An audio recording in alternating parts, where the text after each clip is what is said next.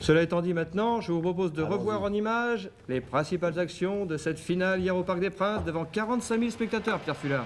Depuis qu'il en est à l'ordinateur, Pierre Salviac... Ce match a commencé par une pénalité phénoménale de 50 mètres et se poursuit par cette action à 5 minutes de la mi-temps alors que Béziers mène 6-3, un drop d'Escande qui passe entre les poteaux.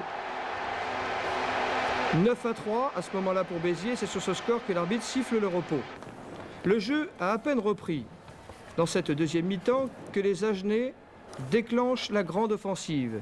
Une attaque avec Sella, Viviès en deux temps qui récupère cette balle et regardez Lavigne qui va donner à l'intérieur, provoquant ainsi un regroupement. Dupont est là pour libérer le ballon et Delbray, grand chasseur d'essai qui prend tout le monde de vitesse. D'abord Vachy le demi de mêlée, puis Escande le demi d'ouverture. 9-9 à ce moment-là entre Béziers et Agen. Tout est à faire. Les dernières minutes du match, alors que les deux équipes sont à égalité, mêlée, introduction de Liop, drop de Motte. Et c'est le poteau qui renvoie. Pas de chance. Réponse du berger à la bergère quelques minutes plus tard, 4 minutes précisément. Même situation, même résultat, mêlée. Introduction Vachier pour Béziers.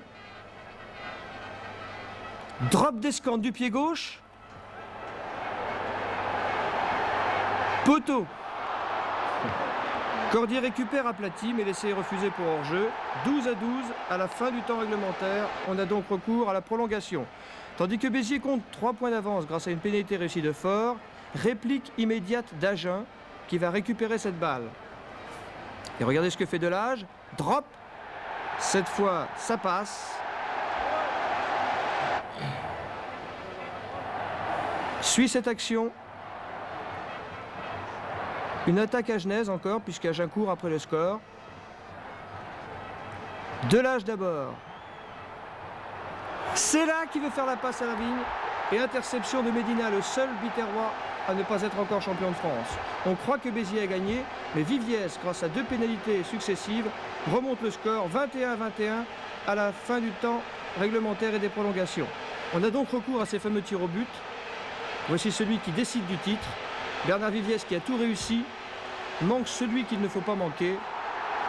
Et finalement, c'est Béziers qui est qualifié aux dépens d'Agen. Élimination cruelle pour les Agenais qui assurément ne méritaient pas cela.